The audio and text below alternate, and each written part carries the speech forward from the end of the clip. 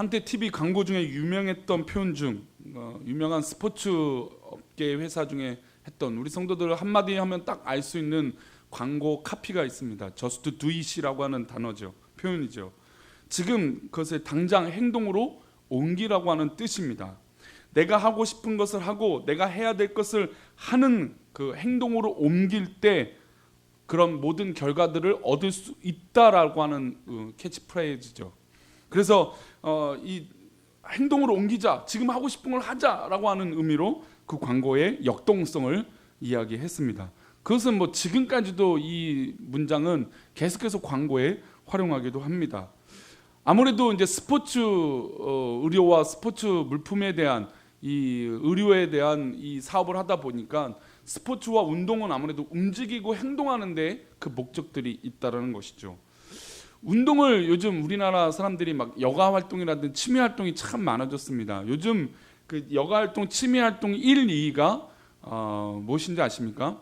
등산하고 낚시입니다. 낚시가 1등할 때가 있고 등산이 1등할 때가 있고 엎치락뒤치락 하더라고요. 저는 우리나라에서 가장 많이 하고 있는 취미생활은 등산과 낚시입니다. 근데 이 등산과 낚시는 우리 신앙생활하고는 조금 맞지 않는 패턴인 것 같아요. 아무래도 낚시는 주말에 아니면 야간에 가야 되다 보니까 예배를 드리고 우리 같이 이렇게 아침 일찍 움직여야 되는 우리 신앙인들은 좀 맞지 않는 것 같고, 등산도 이제 물론 혼자 하고 이렇게 하면 좋겠지만 요즘은 토요일도 많이 가지만 그러나 주말에 어떤 등산회라든지 이런 것들이 있어서 가게 되면 이 예배에 대한 어떤 그런 불편함과 어려움들이 발생하는 건 마찬가지일 것 같습니다. 어쨌든 운동이라는 것은 내가 건강해지고 또 내가 어떤 그 활력 있는 삶을 살기 위해서 해야 되는 움직임이라는 것이죠.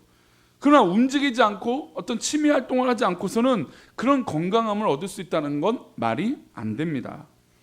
생각하는 것을 우리의 삶을 옮기고 행동하는 것이 정말 좋은 결과 또 어떤 결과도 감수할 수 있는 것이죠. 그런데 반대로 생각하는 것으로만 어떤 결과를 얻을 수는 없다라는 것입니다. 생각으로 어떤 결과물을 만들지 않기 때문에 생각만 해서는 안 된다는 것이죠. 그래서 요즘 광고 시간에도 말씀드렸지만 코로나 바이러스 때문에 많은 사람들이 주의하고 조심합니다. 사실 우리 교회에 오실 때 그 외부에 이제 우리 동네에 계신 분들 말고 좀 멀리 출퇴근하시거나 다니신 분들은 그 현실감이 더 많이 느껴지세요. 그래서 마스크라든지 이런 것들을 꼭 하십니다. 그러나 요 근처에 이 크게 벗어나지 않은 분들은 이 위험함에 대해서 크게 느끼지 못해요.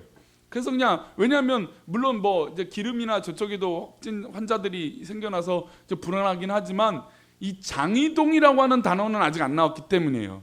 만약에 장이동이라고 하는 단어가 나왔으면 우리 성도는 아마 여기서 80% 이상은 다 마스크를 쓰고 있을 것입니다. 그러니까 내가 현실적으로 받아들이고 느꼈을 때 행동으로 옮기는 그런 것들이 있다라는 것이죠. 근데 이 바이러스 때문에 많은 사람들이 뭐가 걱정이 되기 시작했습니까? 건강이 걱정되기 시작했습니다. 이 바이러스에 걸리면 폐렴이든 뭐든 이 건강에 안 좋을 수 있기 때문에, 또 게다가 확진이 되면 어떻게 돼요? 격리 생활을 하잖아요. 격리 생활이 말이 격리 생활이지 이게 쉽겠습니까? 보름 이상 격리되고 몇 명씩 지금 퇴원하고 있다고 하지만 심지어 중국에서 오신 교민들은 한 이 공간에 묶여서 방도 못 나간다고 하죠. 물론 요즘은 조금씩 나간다고 하는데 방도 못 나가서 문 앞에 있는 식사와 또 도구들을 받아서 생활을 하고 있다는 거예요. 얼마나 불편합니까? 말 그대로 감옥 같은 삶이죠. 그런데 내가 그렇게라도 어려움을 감수할 수 있는 이유는 무엇입니까? 마스크를 쓴다는 게 성도님들 불편해서 안 쓰는 거잖아요. 그렇죠? 저도 아내가 늘 나갈 때, 외부 나갈 때 마스크를 꼭 챙겨주는데 말을 안 들어요. 왜냐하면 귀찮거든요. 불편해요. 그리고 제 입냄새를 제가 다시 맡는 게 별로 좋아하지 않거든요.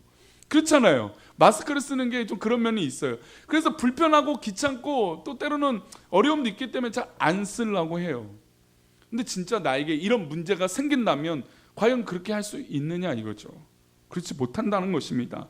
그 조심하는 행동, 또 매뉴얼로 정해진 그 행동들을 우리가 옮겨서 우리의 건강을 지키려고 한다라는 것이죠. 만약에 이런 관심이 없으면 아무도 안 할 것입니다. 당연한 것이죠. 그만큼 우리가 느끼고 깨닫고 이것을 조심해야 되는구나 라고 하는 것이 있다면 우리는 그것을 행동의 결과로 옮겨야 된다는 것입니다. 더불어서 믿음도 마찬가지죠. 믿음은 추상적인 생각으로만 있는 것이 아닙니다. 생각으로만 멈춰 있다면 그것은 더 이상의 믿음의 결과들이 아닌 것이죠. 믿음의 삶은 내가 믿음으로 느끼고 깨달은 것, 은혜 받은 것을 내 삶의 행동으로 보여주고 행동으로 옮길 때 믿음의 삶을 살 수 있는 것입니다. 우리 사랑하는 성도님들, 믿음의 삶을 사시기를 축원합니다. 기도해야지라고 생각하고 기도하지 않고, 전도해야지라고 생각하고 전도하지 않고, 복음을 위해서 내가 살아야지 생각해놓고 복음을 위해서 살지 않는다면 그것은 열매를 맺을 수 없는 것입니다. 오늘 본문은 바울 사도가 전도 사역을 마무리하고 이제 로마로 향해서 나아가기 전에 에베소 장로들을 만나서, 교회 대표들을 만나서 대화하는 장면이 나와 있습니다. 어떤 대화에 나와 있는 장면인지 한번 보겠습니다. 우리 사도행전 20장 17절 20절 두 절의 말씀인데요, 함께 읽겠습니다. 시작. 바울이 밀레도에서 사람을 에베소로 보내어 아시아에 돌아온 첫날부터 지금까지 내가 항상 여러분 가운데서 행하였는지를 여러분도 아는 바니, 밀레도에서 사람을 보내서 에베소에 있는 장로들을 보내 초대를 했어요. 그들과 대화하고 싶었습니다. 그리고 자신이 여태까지 어떤 사역을 했는지, 어떤 삶을 살았는지 이 귀한 교회 대표들에게 이야기하고 있는 것이죠. 바울 사도는 그러고 나서 어떤 이야기를 하냐면 자신이 앞으로 어떤 일이 일어날 것인가에 대해서 이야기해주고 있습니다. 즉 생각을 이야기해 주는 것이죠. 앞으로 이런 일들이 일어날 수 있겠다라고 하는 것을 이야기합니다. 그러면 앞으로 일어날 것에 대해서 예상을 했다면 어떻게 해야 될까요? 그 예측한 것에 대해서 행동을 하는 것입니다. 예를 들어서 오늘 아침에 뉴스를 듣고 나오는데 오늘 비가 옵니다, 눈이 옵니다. 그럼 어떻게 될까요? 그에 맞는 옷차림과 우산을 챙겨야 되는 것이죠. 그런 예측하는 예상이 있으면 그에 맞는 행동을 해야 되는 것입니다. 그러면 앞으로 바울 사도가 일어날 일들은 무엇일까요? 지금 교회 대표들을 불러놓고 자기가 앞으로 일어날 이야기는 어떤 것일까요? 한번 보겠습니다. 22절 말씀인데요, 읽습니다. 시작. 보라, 이제 나는 성령에 매여 예루살렘으로 가는데 거기서 무슨 일을 당할는지 알지 못하노라. 성령에 매여서 예루살렘으로 갑니다. 근데 최종 목적지는 예루살렘이 아니에요. 로마로 가는 것이죠. 예루살렘에 간다는 건 자신이 곧 잡힌다는 것입니다. 그러면 왜 굳이 예루살렘으로 갈까요? 게다가 거기서 무슨 일을 당할는지는 구체적으로 알 수 없습니다. 그래서 성령께서 이 바울에게 앞으로 일어날 일에 대해서 정확하게 얘기해줘요. 23절입니다. 바울 사도가 알게 된 이야기, 우리 23절 말씀 있습니다. 시작. 오직 성령이 각 성에서 내게 증언하여 결박과 환난이 나를 기다린다 하시나. 지금 바울 사도에게 성령께서 나타나셔서 예루살렘으로 가게 하시고, 예루살렘을 지나서 결국 어떤 일이 되느냐, 결박을 당하고 환난을 겪게 될 것이다 라고 이야기를 해 주셨다는 것입니다. 이것은 단순히 바울 사도의 생각과 바울 사도의 예상이 아니라 성령께서 이에게 확신으로 알려주신 이야기입니다. 그러면 이 이야기는 분명히 일어날까요? 안 일어날까요? 일어나는 일입니다. 예루살렘에 가면 분명히 일어날 것이에요. 결박을 당하고 환난을 받게 된다는 것입니다. 그러면 예루살렘에 가고 곧 로마로 가는 것에 좋은 일들이 일어나는 것이 아니라 좋지 않는 일이 일어나는데 우리 사랑하는 성도님이라면 어떻게 대처하겠습니까? 좋은 일이 있다면 당연히 버선발로 뛰쳐나가서 맞이하겠죠. 그러나 환난을 당하고 결박을 당하는 일이 뻔히 보이는데 좋은 것도 아닌데 우리는 어떻게 이것을 대처하고 행동으로 옮겨야 할까요? 사실 바울 사도가 고난에 대해서 쉽게 해결할 수 있는 방법이 있습니다. 앞으로 받게 될 이 고난, 이 환난을 해결할 수 있는 방법이 있어요. 어떤 것일까요? 예루살렘에 가지 않으면 돼요. 뻔히 보이는 환난과 고난과 어떻게 보면 죽음까지 연결되어 있는 이 길이 자신이 알고 있으니까 이제는 예루살렘에 가지 않으면 돼요. 여기서 더 생각해 볼 수 있는 건 바울 사도가 할 수 있는 사역이 앞으로도 많을까요? 적을까요? 엄청나게 많습니다. 그가 굳이 예루살렘과 로마로 가지 않더라도 더 많은 복음 사역, 아니 그 예전에 꿈꿨던 아시아, 그 지역을 품으면서 계속해서 달려갈 수도 있었을 것입니다. 가지 않으면 돼요. 예루살렘에 가지 않고 잡히지 않으면 바울 사도는 더 많은 영향력과 더 좋은 일들을 분명히 했었을 것입니다. 그런데 분명한 고난이 있고 환란이 있고 죽음이라고 하는 문턱이 있는데 왜 예루살렘을 통하여 로마로 가고자 할까요?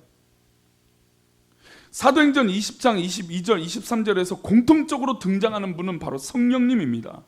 그래서 즉 성령께서 앞으로 일어날 일을 확신하여 보여주시기도 했지만 바울 사도에게 또한 무엇을 확신하여 주셨을까요? 너에게 사명이 있다는 것을 확신하여 주신 것이죠.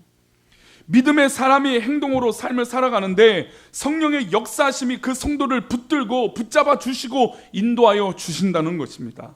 그래서 바울 사도는 성령에 이끌려 지금 예루살렘으로 가고 있는 것이죠. 그래서 믿음의 삶의 가장 중요한 요소 중에 하나는 성령의 충만함인 것인 줄 믿습니다. 우리 사랑하는 성도님들이요, 우리 모두 성령의 충만한 종들이 되시기를 축복합니다. 내가 가는 길에 대해서 확신할 수 없고, 내가 가는 길이 불안이 있고, 내가 가는 길이 환란이 있고 어려움이 있을지라도 내가 그 길을 멈추지 않는 것은 바로 사명을 위하여 그 길을 달려가는 것입니다. 이 도움은 바로 성령의 충만함의 역사, 성령의 인도하심이 있었다라는 것입니다. 바울 사도는 분명히 환란이 있을 것을 알고 있었어요. 어려움이 있을 것을 알고 있었습니다. 그러나 성령에 이끌리며 그 사명을 감당하기 위해 나아가고 있는 것이죠. 즉 사명 때문에 이 길을 감당하고 있는 것입니다. 그러나 우리가 아시다시피 바울 사도가 받게 된 이 고난은 단순한 고난이 아닙니다. 로마에서 결국은 죽게 되고 수많은 고초를 당하고 옥에 갇혀 수개월 수시간들을 보내게 되는 것이죠.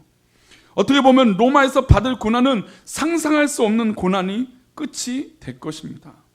그러면 한 번쯤 미련도 생기고 다른 방법도 생각하고 때로는 하나님 이거 말고 다른 것도 있지 않겠습니까? 라고 기도도 해볼 수 있는 것 아니겠습니까?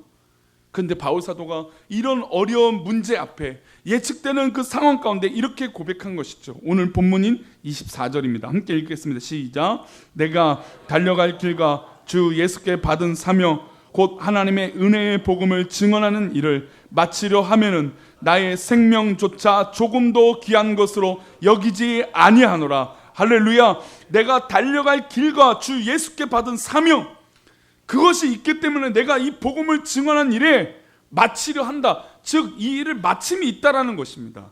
이 마침이 있는 이 일에 무엇을 아끼지 않다라고 고백하고 있습니까? 나의 생명조차 조금도 귀한 것으로 여기지 않겠다라고 고백하고 있습니다. 바울 사도는 자신에게 사명이 있기 때문에 고난이 있어도 달려가겠다라고 이야기하고 있는 것입니다. 결국에 로마로 가서 자신의 생명이 빼앗기고 마침이 생기더라도 내가 이 생명을 조금도 아끼지 않냐고 복음을 위하여 달려가겠다라는 것입니다. 아니 왜 이렇게까지 바울 사도는 고백하고 생명을 걸고 있는 것일까요? 물론 어린 아이들이 막 싸우다가 말다툼이 있고 우기다가 뭐 생명을 걸고 그런 장난스러운 게 아니죠.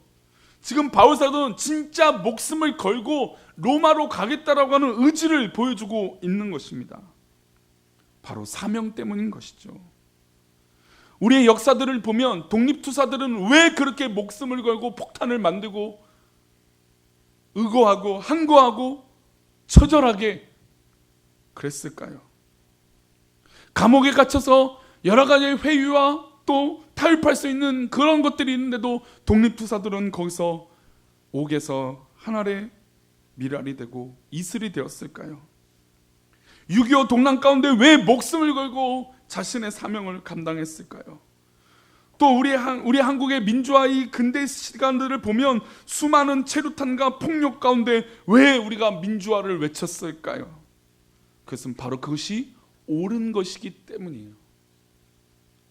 옳은 것을 내가 옳다라고 말하고 그 옳은 것을 행동으로 옮길 수 있는 것이 바로 역사의 밑받침이 되었다라는 것입니다.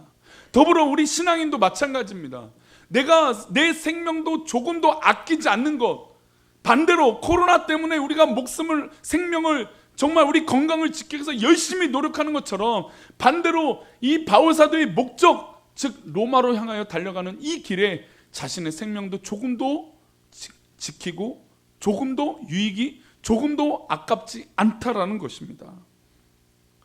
그런 이 목표와 확신, 옳은 것이 있다라고 하니까 그런 행동을 하게 되는 것이죠. 하나님께서 사명을 주셨기 때문에 조금 더 내 생명을 기하지 않고 살겠다라고 고백하는 것입니다. 이런 고백을 하고 나서 자신의 마지막 모습을 이렇게 고백합니다. 우리 25절인데요. 함께 읽겠습니다. 시작. 보라, 내가 여러분 중에 왕래하며 하나님의 나라를 전파하였으나 이제는 여러분이 다 내 얼굴을 다시 보지 못할 줄 아노라.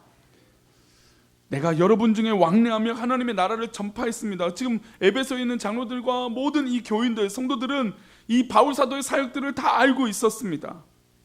그러나 이제는 여러분이 다 내 얼굴을 다시 보지 못할 줄을 압니다 라고 했어요. 얼마나 가슴 아픈 이야기입니까?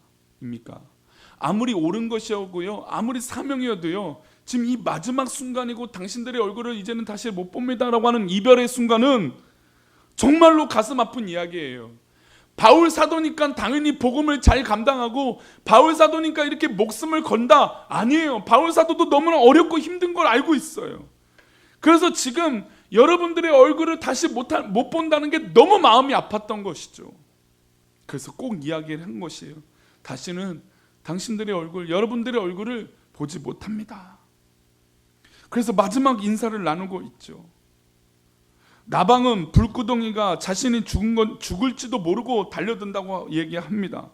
바울 사도는 로마로 가면 죽는다는 것을 너무나 잘 알고 있습니다. 즉 불구덩이인 로마로 지금 달려가고 있는 것이죠. 그래서 이제는 얼굴을 못 봅니다. 얼마나 가슴 아픈 이야기입니까? 그리고 마지막 고별 설교를 하고 나서 이 자리에 모인 성도들, 그리고 바울 사도들을 향하여 이렇게 행동을 합니다. 우리 어떤 행동을 하는지 볼까요? 37절입니다. 함께 읽겠습니다. 시작. 다 크게 울며 바울의 목을 안고 입을 맞추고. 바로 바울 사도의 아픔과 어려움과 이 사명을 알기 때문이에요. 결의를 알기 때문이에요. 하나님의 영광을 위해서 저 불구덩이로 달려가고 있지만 그래도 인간적으로 너무 마음 아프고 우리가 함께 했던 시간들이 생각났기 때문이에요. 그래서 여기 보면 다 크게, 그러니까 그 자리에 모였던 모든 사람들이 다 크게 울었어요. 그리고 모두 깨어났던 것이죠. 제가 여기 중심이 있다면 우리 성도들이 저를 중심으로 모두 모여서 목을 안고 울면서 기도하고 있는 것이에요. 하나님의 나라를 위해서 바울 사도가 지금 이런 상황 가운데 있는 것입니다. 모두 다 크게 울었습니다. 로마의 극심한 핍박 속에 이제는 정말 마지막 순간이구나라고 깨달았어요. 그리고 이별 속에 다시 얼굴을 보지 못한다라고 하는 이 이야기가 계속해서 머릿속에 남아 있었을 것입니다. 다시 얼굴을 못 봅니다. 이 마음 속에 서로 울고 목을 부여잡고 헤어지고 있는 것입니다. 왜 이렇게까지 할까요? 왜 이렇게까지 지독하게 믿음의 사람들은 살아가는 것일까요? 이 장면을 목을 안고 이 헤어지는 장면을 생각할 때 한 사람이 제가 머릿속에 떠오른 사람이 있었어요. 물론 성경적인 인물은 아니지만 윤봉길 의사가 떠올랐습니다. 1932년 4월 29일에 중국 상하이 홍코우 공원에서 폭탄을 투척한 날이죠. 근데 그 투척하기 전에 김구 선생님을 만났어요. 김구 선생님을 만나서 마지막 인사를 나누면서 자기가 가지고 있던 시계와 김구 선생님의 시계를 보게 되었어요. 근데 자기의 시계는 얼마 전에 귀한 것을 받았어요. 좋은 시계였어요. 그 예전처럼 지금처럼 손목에 차고 있는 시계가 아니라 이게 바지 이 허리춤에 차갖고 시계를 보는 그 시계였죠. 그 시계를 보는데 김구 선생님의 시계는 너무 낡은 것이었어요. 그래서 자신이 이제 곧 의거를 행하려고 하는 1시간 전에 문봉을 의사는 자신의 좋은 시계를 김구 선생님에게 줍니다. 그리고 김구 선생님의 시계를 자신이 갖게 되죠. 그래서 김구 선생님에게 주면서 이런 얘기를 합니다. 내 시계는 이제 1시간밖에 쓸 데가 없습니다. 그리고 김구 선생님을 받고 1시간 후에 의거를 행동으로 옮기게 되었습니다. 다시 못 볼 상황이었죠. 아니 왜 이렇게까지 지독하게 살아갈까요?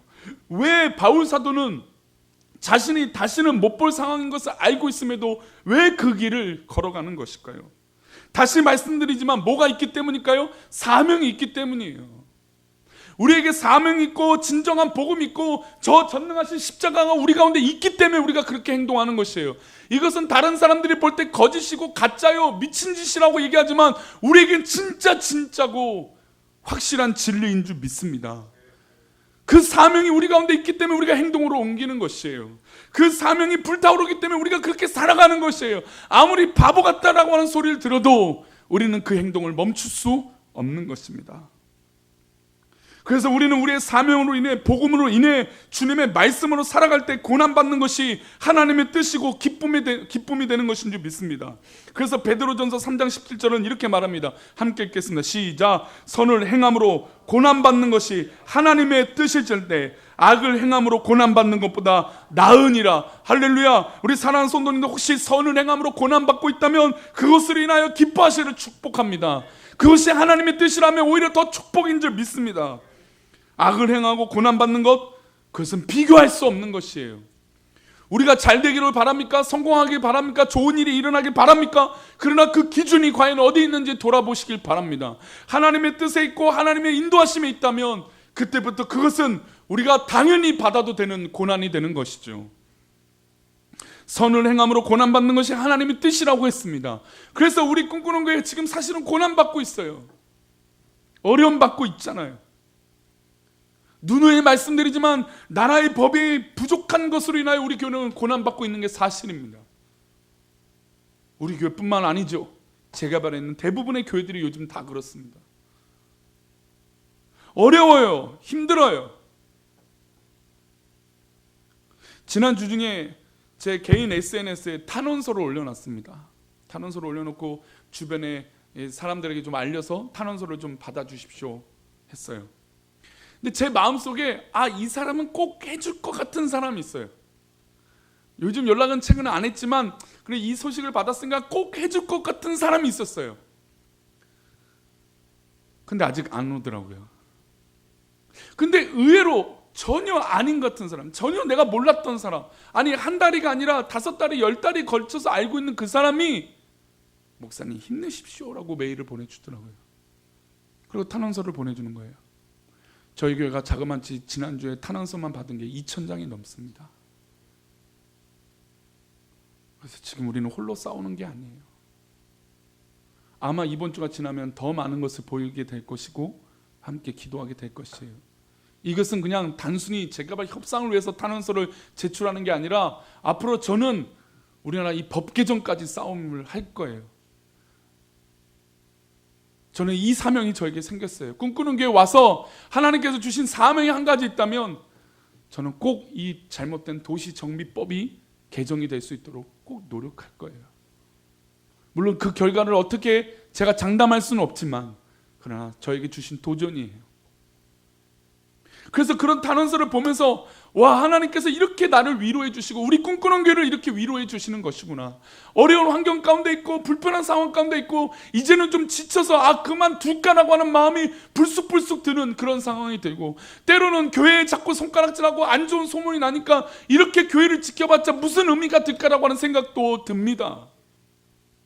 그러나 우리가 여기서 멈출 수 없는 건 우리 꿈꾸는 교회 하나님께서 사명을 주시고 우리 교회를 여기까지 지켜와 주셨기 때문이에요.